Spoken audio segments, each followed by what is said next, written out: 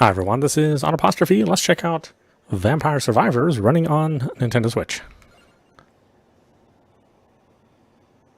Okay, this is the game that kind of made this whole survivor subgenre of dungeon crawlers really popular.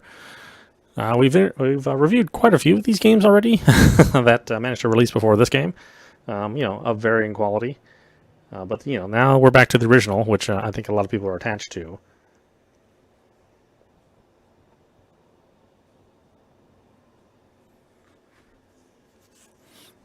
I'm not like super into this one. I think it's really good. Classic sound effects or blast processed. Oh, okay. So you can have like the FM style soundtrack, to kind of match it closer to the Genesis or the Mega Drive. But we'll go with classic for now. Okay, we'll leave the blood on. We don't want the pixel font. We'll leave the screen shaking on for now. We may have to disable it. Got some damage numbers, touchscreen control sticks if you want to use the touchscreen. This version also features local 4-player co-op. I think this is exclusive to this version at this point in time. Right? I think if you play it on PC, then you can play online. But here you can take advantage of everybody being on the screen, and the game has like a revive mechanic if you do play with more than one player.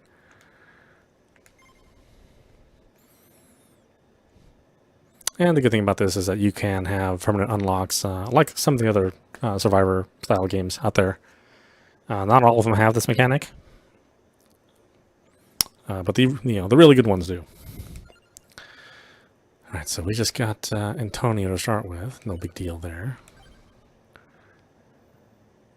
Then you start off with just the Mad Forest, but as you progress in the game and unlock different goals, then you can unlock the other stages.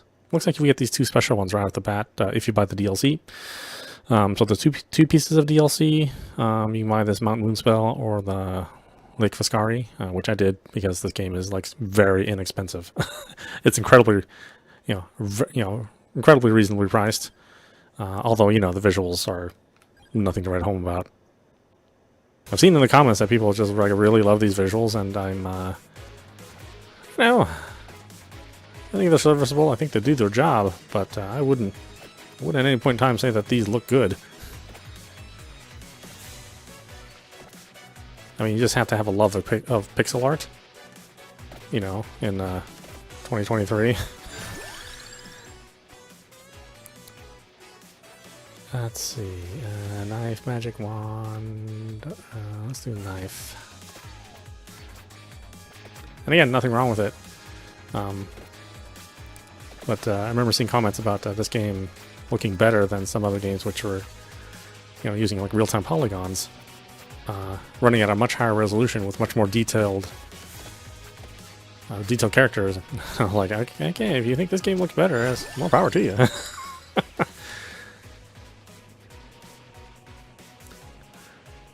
Axe, shield from damage when active. High damage, high area scaling. We'll do another whip. Another whip.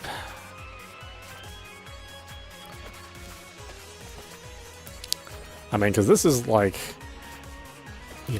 first gen Mega Drive graphics. If that, and the only reason why I would say Mega Drive graphics is one, due to the original soundtrack being an FM soundtrack, and two, just the colors on the screen. Right, there's definitely more colors than the NES would have been able to produce. Certainly more sprites than the NES would have been able to produce without flickering like crazy.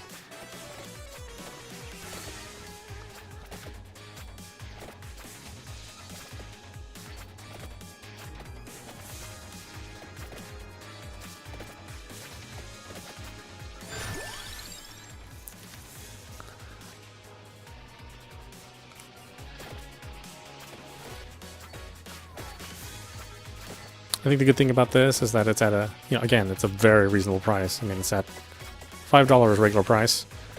And the first week of sale, you can get it for $4.50. The DLC is under $2 for each piece. So for something which could be, potentially many, many hours of addicting gameplay, it's a bargain.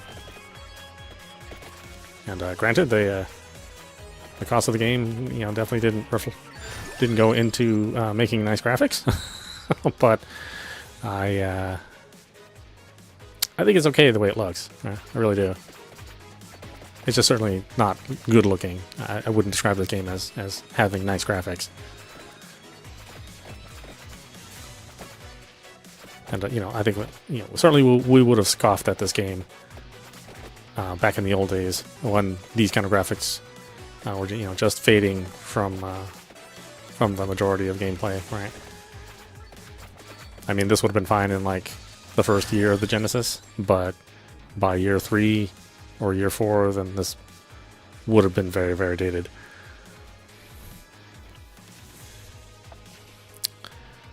Base damage of 5, orbits around the character, yeah, sure.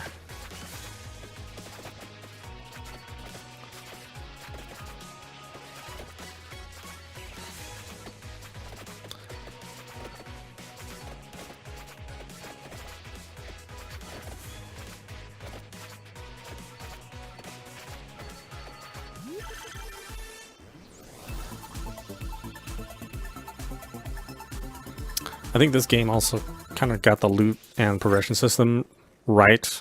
So they really spent a lot of time thinking about how these games would play and the kind of powers offered, and the kind of stat increases you could get permanently. So from that point of view, I mean, they've this is ahead of the game by a lot, which is why we see so many variations on how player progression happens in all the clone games, all the Survivor clones. But I think overall, most people would probably agree that this is really the right way to do it.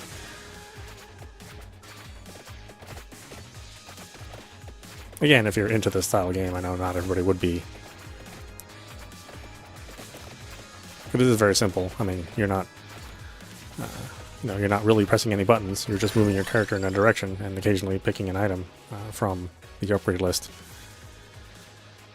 Raising the damage by 10%, sure.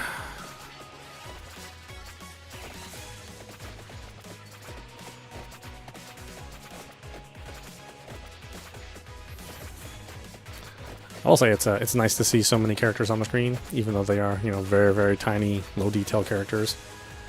It's not too often that you see so many enemies on the screen in any modern game. They kind of had to resort to these kind of small character graphics, small character, very low detail graphics, but at least they did it, right? All base damage up by 10%. All the enemies are going to start getting tougher here, so we need more damage for sure.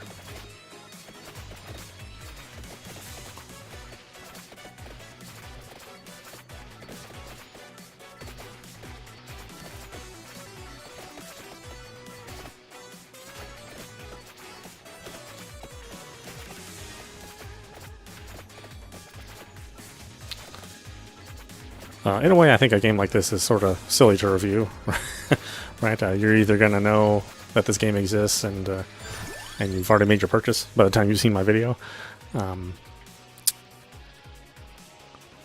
or you're already going to have the opinion that you don't want to buy the game. This game is so much into the ethos of gaming now, whether you're playing on the phone or you're playing on PC, that it's kind of like McDonald's, right? It's like, do I need to tell you that McDonald's exists? I mean, I probably don't. What if you are curious about the way that this game runs and its performance? I mean, so far it's been good, even with a lot of characters on the screen. It hasn't dropped frame rates, unlike that last Survivors clone that we played, which just was dropping frame rates left and right.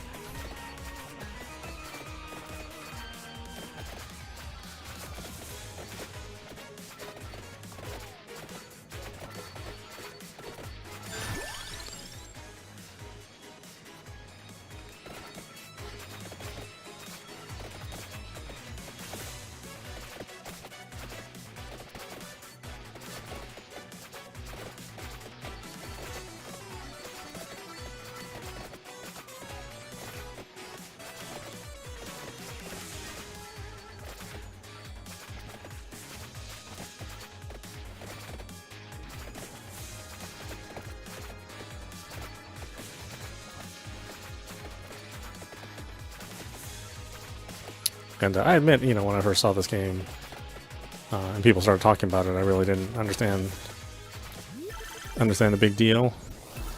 But you know, now that we played all the clones over the last couple of weeks, I get it. You know, while I wouldn't say that I would spend, you know, hours playing this game, I get why people would.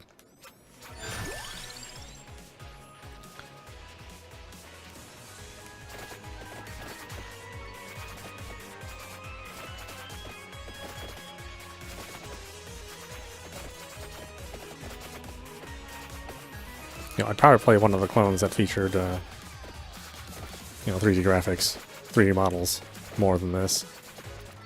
But again, that's not a knock on this game. I think if you're okay with the visuals, you're getting, you know, a very well-designed game. You know, which sacrifices its, you know, visual fidelity. And I think in most cases, I would say that's the right decision anyway.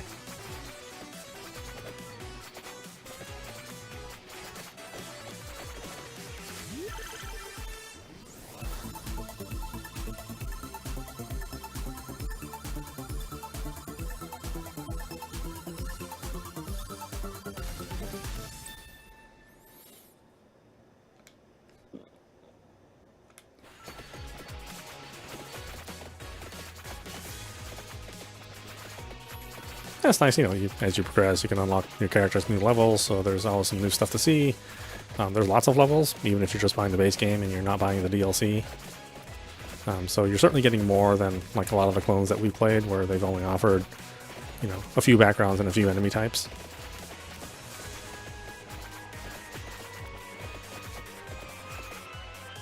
Again, I think this game really made a lot of the right decisions off the out of the gate. That for whatever reason, you know, the Clone Survivor games just didn't implement. You know, in their quest for cloning, you know, cutting back on what this game had.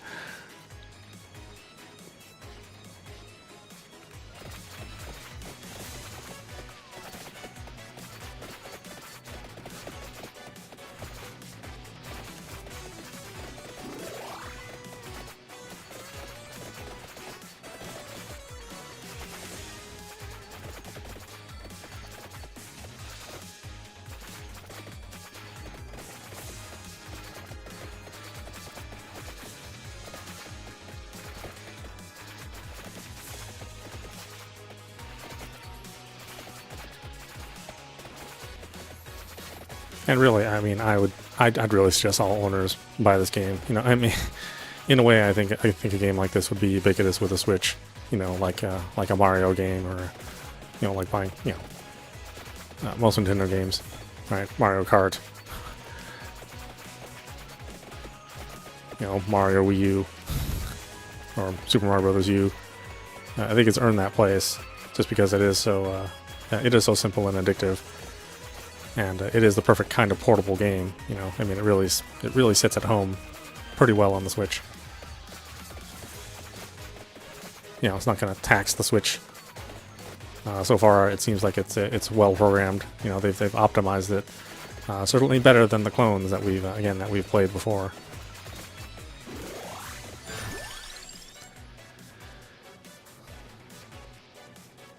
Let's see, another knife, one more base damage. I think I need another knife.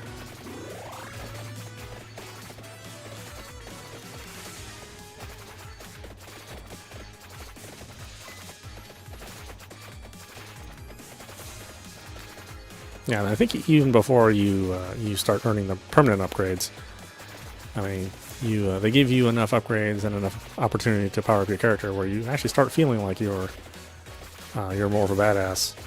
Again, you know, the clones, that they don't tend to understand that, or they tend to make the power up system a lot more conservative. You know, thinking that that would allow more challenge and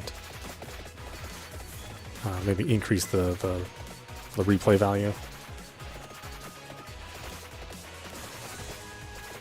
But, you know, I think you have to give somebody some power in a game like this, you know, where they have overwhelming odds. Otherwise, you don't want to continue if you just know that you're always, you know, well below what you need to succeed. Again, good philosophies. I mean, I hats off to the development team on getting this formula right. For having such a simple gameplay, getting the formula right on how powerful you make the character, and what kind of effort it takes is not an easy decision.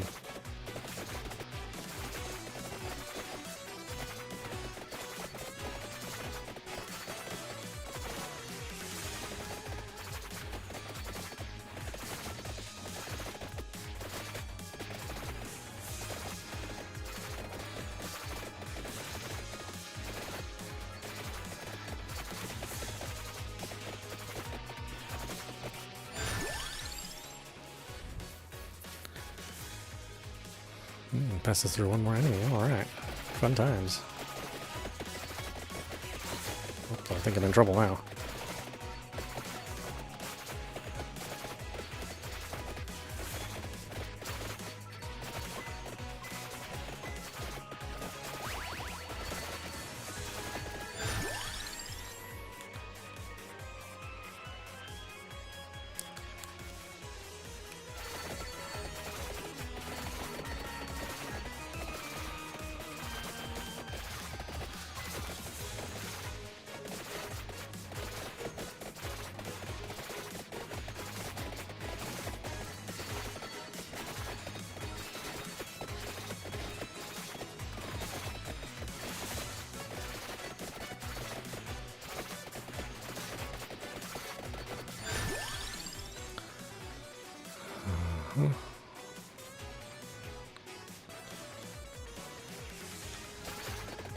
Oh, the axe do more damage.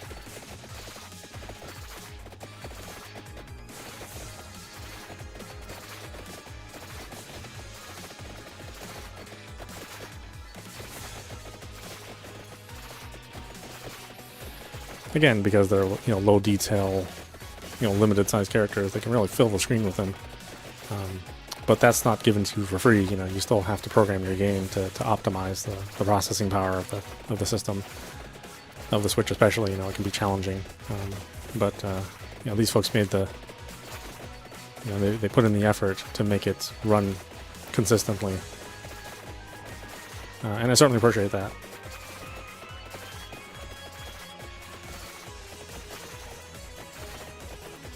I haven't gotten any health lately.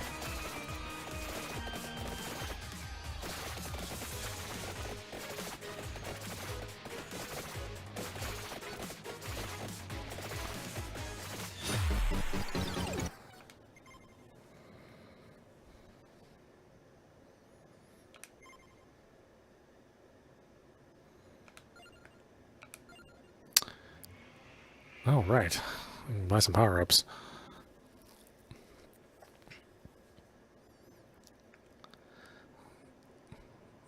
Let's see, cooldown, speed. Do need some speed. Boy, cooldowns are very expensive. Max health is reasonable. Recovery is reasonable. Magnets. I'm out of money. No.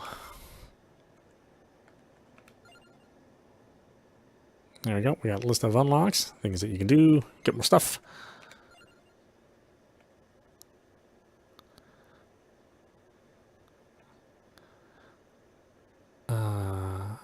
Pascuna's 100. Okay, I'll save some money for next time.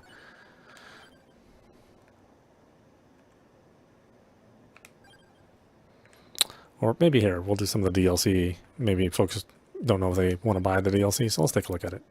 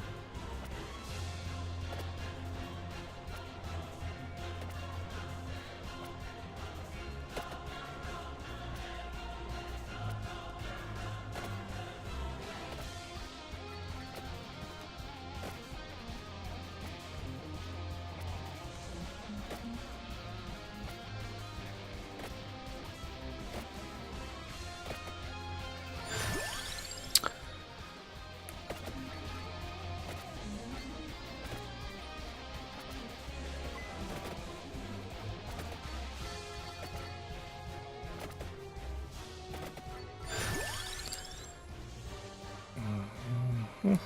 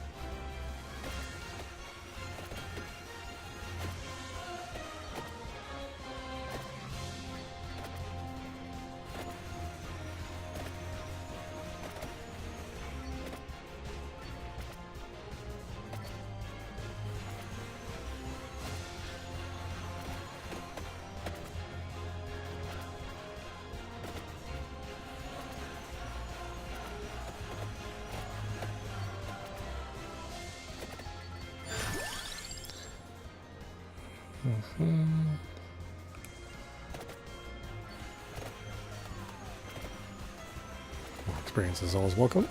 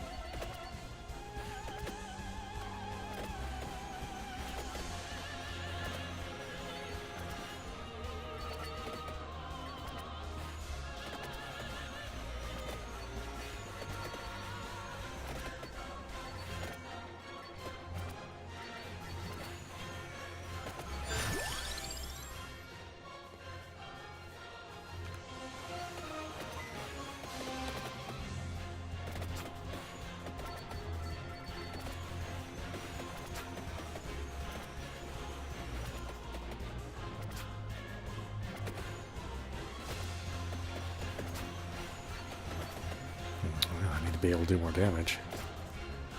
I haven't been giving them any options for that to happen.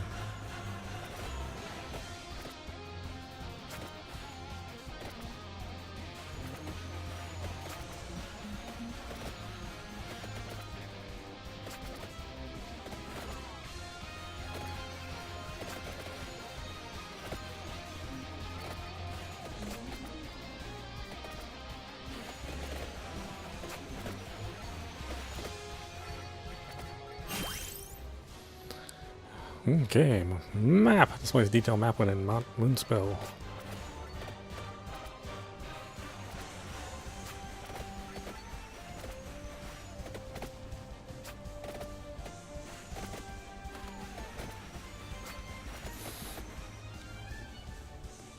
I'm sure there's a way to turn on the map.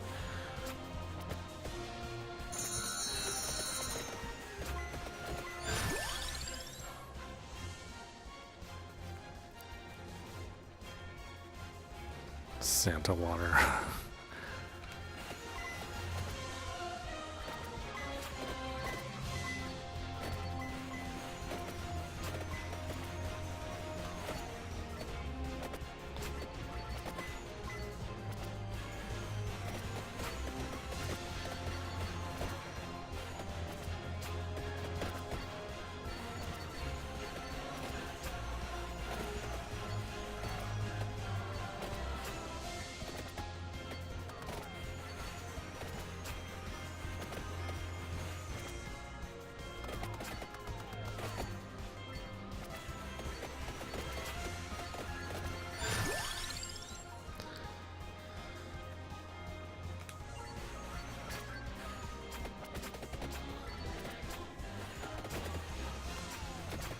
Oh boy. Ugh.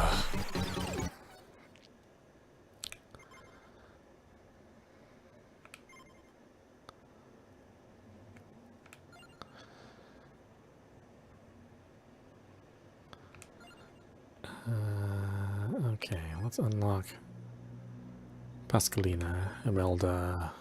Oh, he's 600, huh? Then let's look at Lake Fiscari, the other piece of the DLC.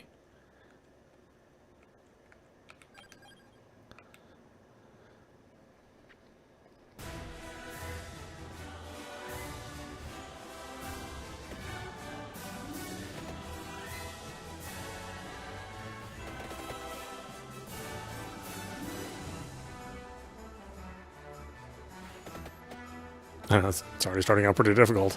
I guess this is maybe for when you've advanced your character a little bit more.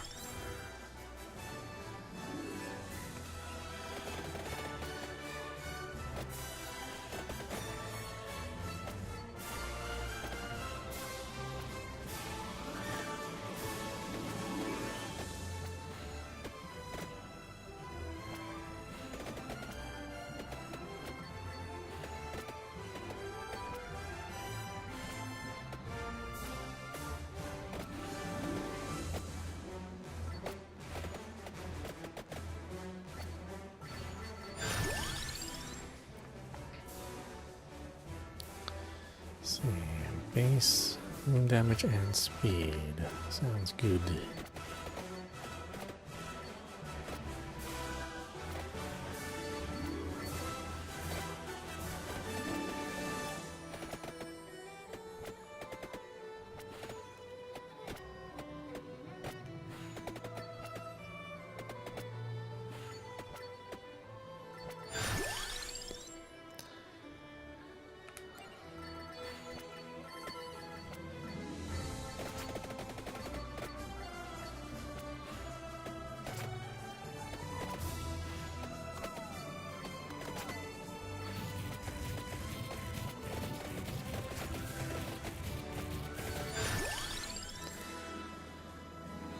Use a projectile.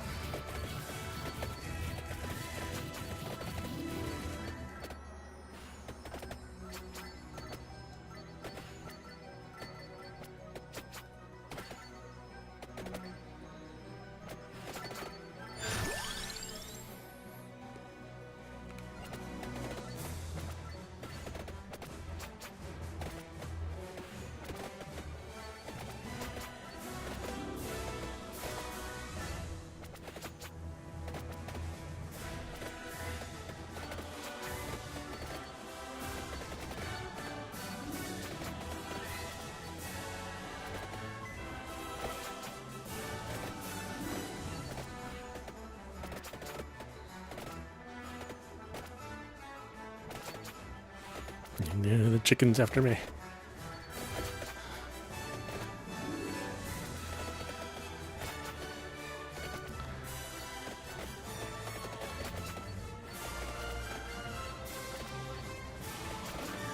Knows I had my chicken sandwich earlier. Maybe a little resentful about that. Don't worry, I'll pay for that later, one way or another.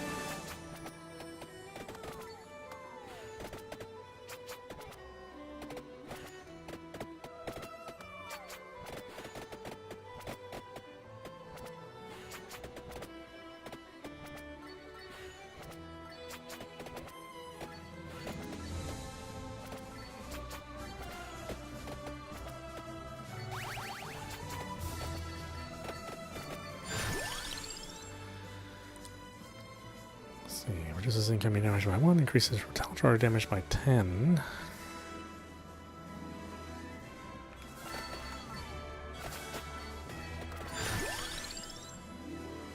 see.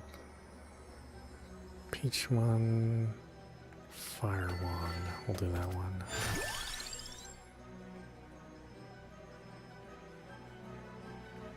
Fire wand and magic wand.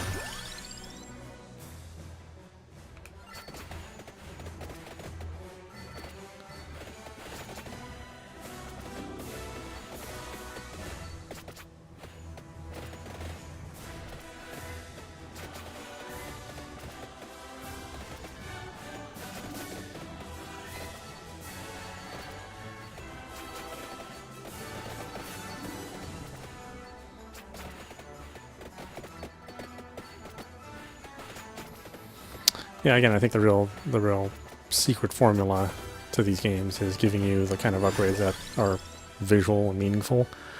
You know, unlike when we were playing like Final Fantasy 16, where every upgrade was 2 more points of damage. You never really felt like you were doing any better. Here, every time you get an upgrade, it's like, oh yeah, I can see I'm doing more damage, or things are circling around faster, I'm moving faster. It's not just a number that got bigger and you can't tell, right?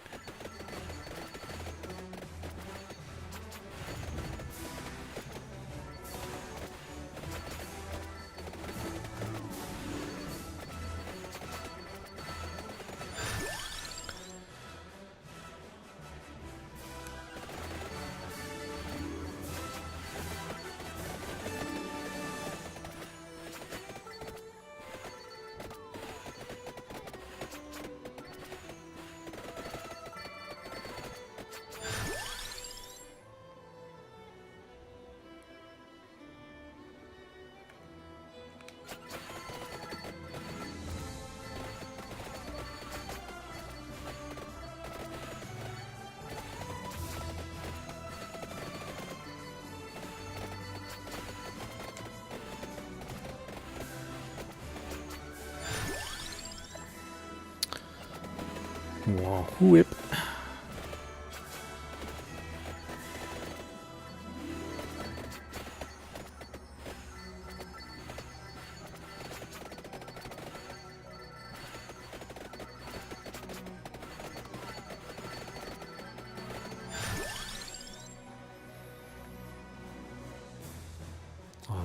Augments max health. Let's give more damage to the fire wand.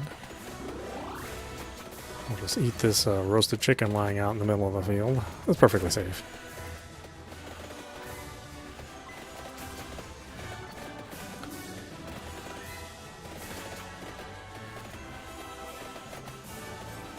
I'm not worried.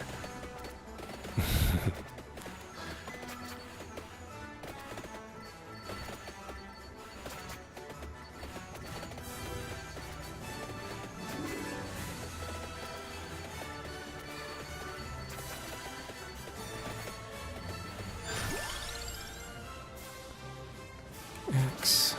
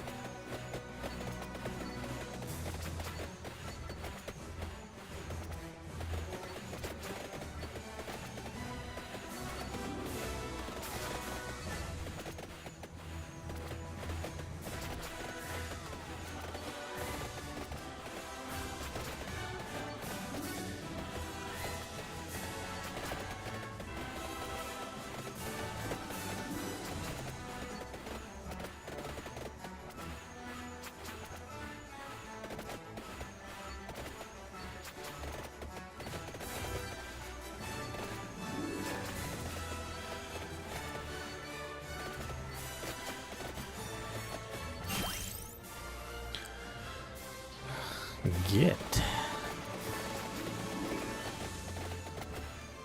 Oh, I got stuck.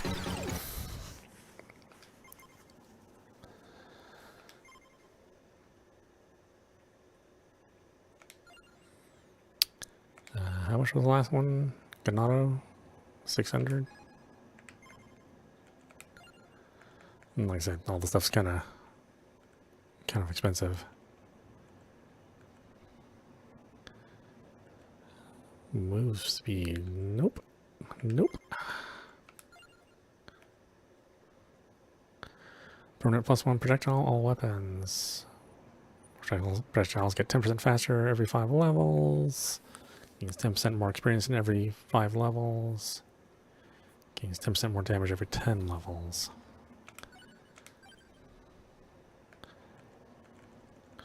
Alright, so at least we've seen the DLC stages. Again, you know, if you can decide if that was worth it to you.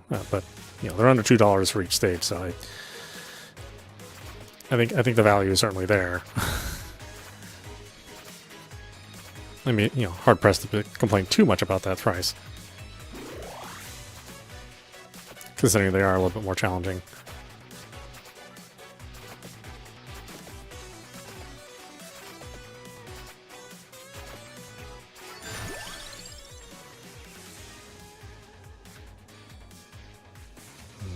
Garlic, huh?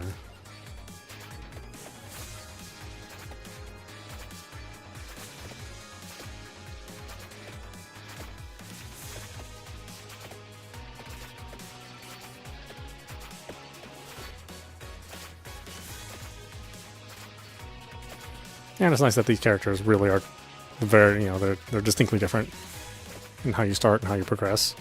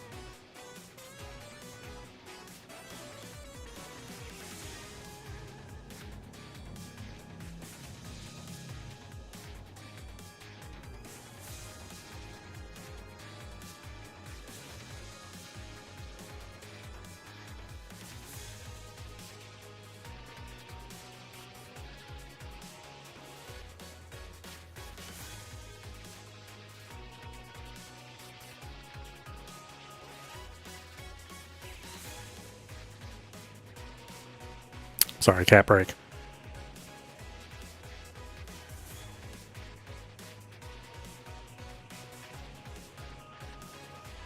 Vera needs attention.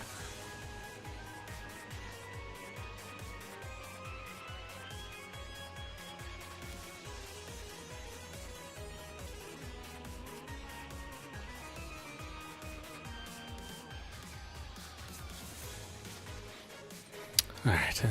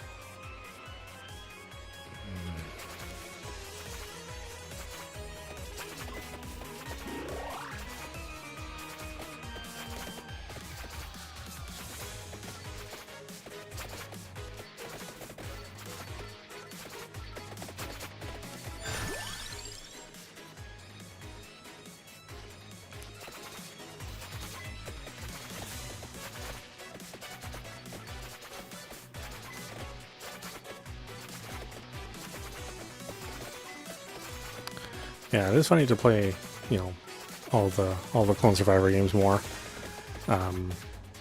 before the release of, you know, the game that really started it all. You know, that really defined this Survivor's style of gameplay, and just to see how many things that were taken from from this game, you know, and creating all the clones, and the number of things that weren't cloned. It's kind of fascinating, you know, what they decided to keep and what they decided to remove. You know, for whatever reasons, maybe the developers had their own personal beef with certain weapons that they didn't want to see, or certain gameplay segments that they didn't like in their own game. You know, because a game like this is a little easier to develop. You know, you can have results, you know, come out much quicker.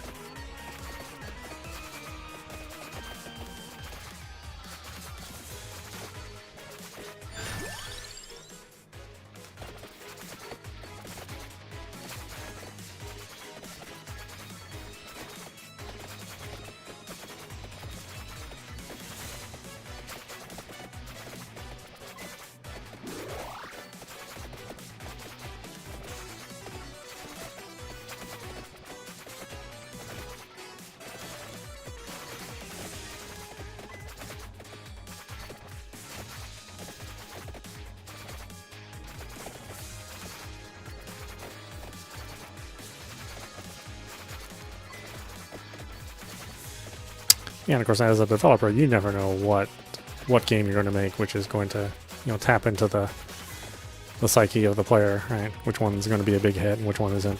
You know, you may spend, you know, many more development dollars on another game, which you're pretty passionate about, but it doesn't do as well as the $5 game, which, you know, well, I wouldn't say that. That this is a low effort game to develop. It's certainly, you know, lower effort than you know, a adventure game or a typical shooter, or even if you're doing a Robotron style game.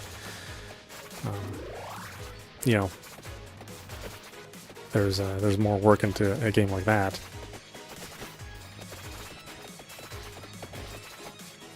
But I certainly hope they maybe consider upping the resolution and detail the next time to make a game. Maybe some people are happy with the charm of this old style, and there's certainly nothing wrong with it.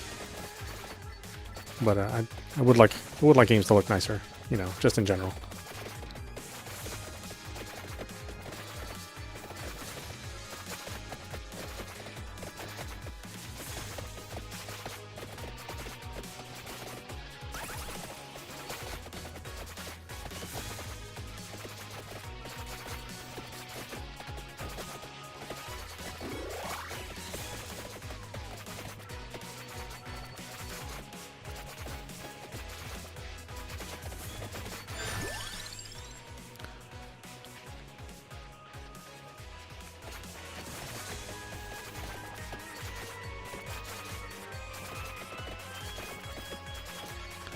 Again, that's from me being in the earliest parts of gaming, you know, from the Atari 2600,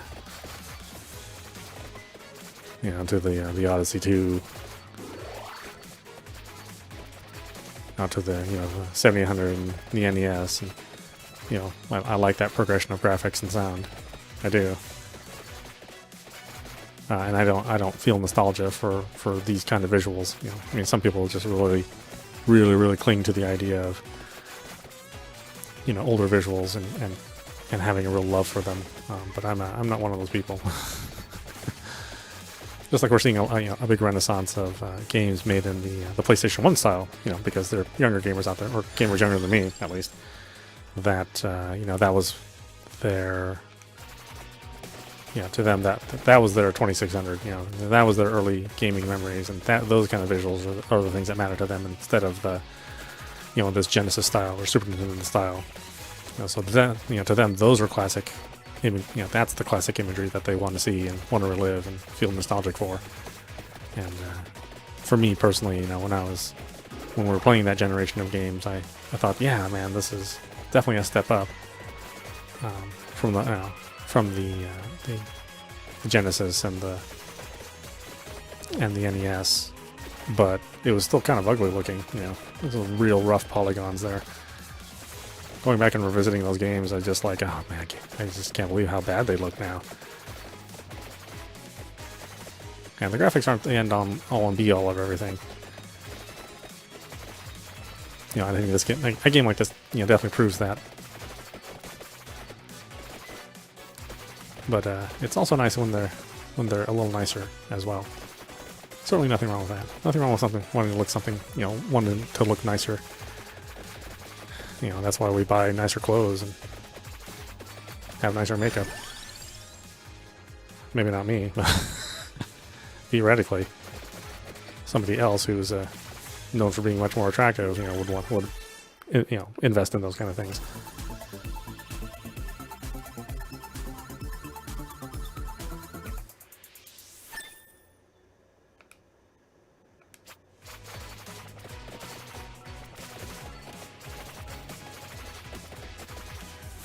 Oh, you wouldn't think those axes would be so handy, but they are. They're pretty damn handy.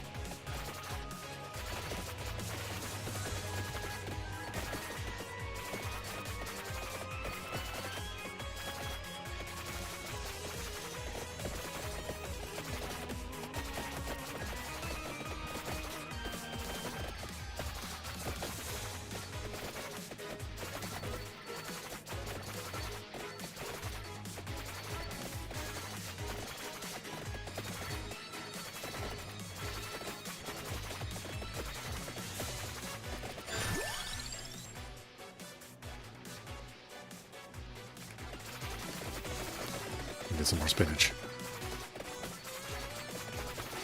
You know, as a kid, I didn't really like it that much. I mean, it wasn't like super offensive, but it certainly wasn't a vegetable I would seek to eat. You know, no, I don't mind. Still not something I would necessarily. I was like not really on my list of leafy green vegetables. Not my first list. But now it's not on my last list either. But your tastes change as you grow older. You begin to appreciate the more extreme palates. So, you know, you like more bitter things and more sour things. Things that are even more sweet. Well, as a kid, you like things more sweet just in general, but...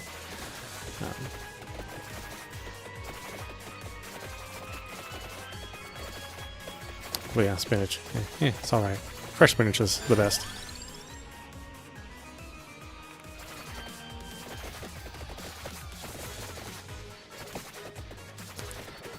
You know what I never really got? I never really got the whole broccoli and cheese thing. That is the combination which I don't understand. Still to this day. Like broccoli and cheese,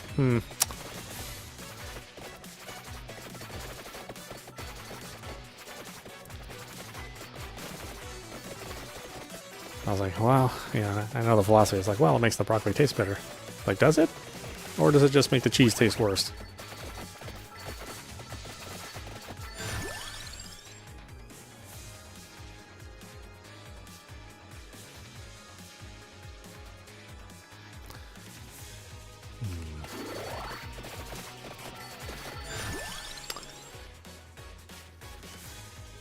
Heals from damage when active. Character gets 10% luckier. Oh my goodness.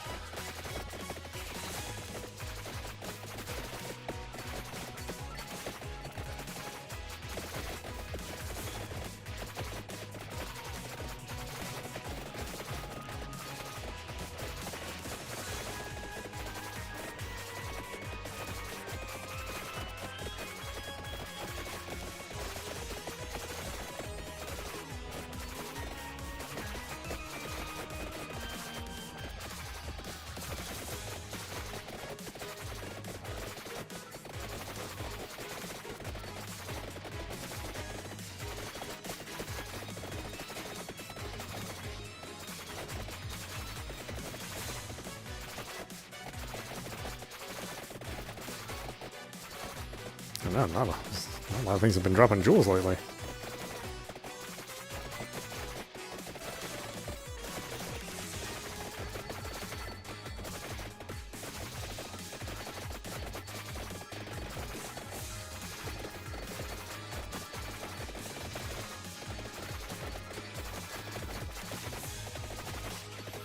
You know, I think this game has that same sort of appeal like those Dynasty Warriors games have as well. You know, you just like slowly get better and better. Your character gets stronger and stronger. You're surrounded by this massive enemies, just in this more retro top-down view. And also, some people hate to admit that they like those games, you know, because they feel so simple.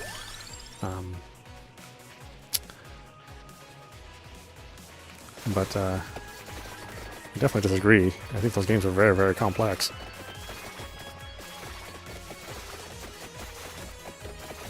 Because the number of Masao copies that have not been anywhere near as fun as Dynasty Warriors, even as all the years have gone by, and you know that game is getting into its 20th anniversary. Kind of proves that some gameplay concepts which are simple, like this game, you know, as well, are very, very hard to get right.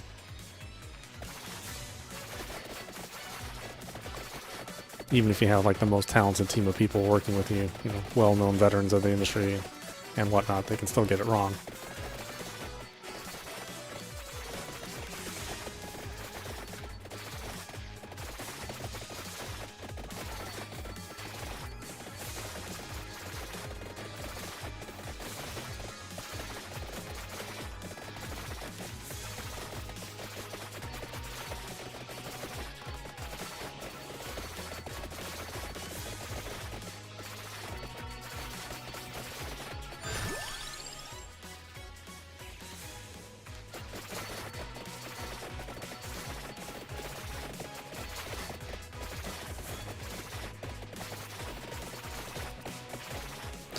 Yeah, my axe is definitely doing most of my damage. Nothing else is really has an impact on the enemies.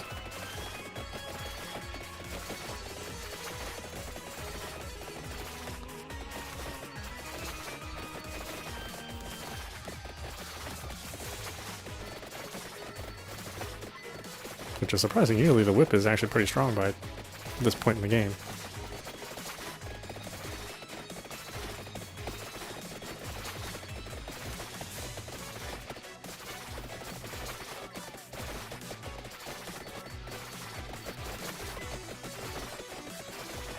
Oh, what? I didn't even see what got me. What got to me?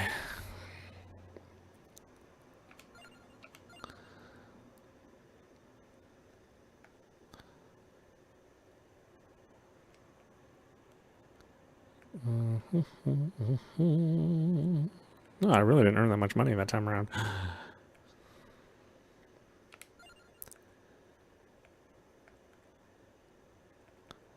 Yeah, experience is going to cost the most, of course.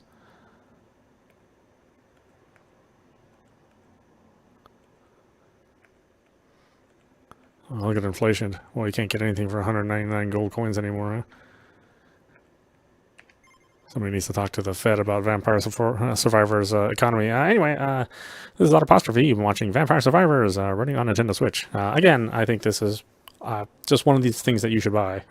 You know, it's got very simple, addictive gameplay. You know, it's very well made, very well thought out, and it's nice that it has a permanent power-up system. I think that's what a lot of these games really miss. Anything that has the word, you know, roguelite in it generally tend to miss this part of the game, which is, I think, the most important.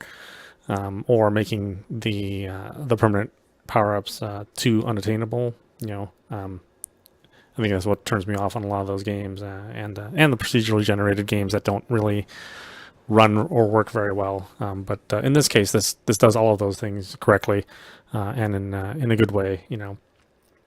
It's definitely not a looker, but the game's not about graphics, which is fine. It is all about core gameplay, and you know, it exceeds far above all its competition. So you know, definitely check it out. Yeah, you're not going to lose too much money out of it, so I think it's well worth it. Anyway, I hope you enjoyed watching. I will see you at the next stream.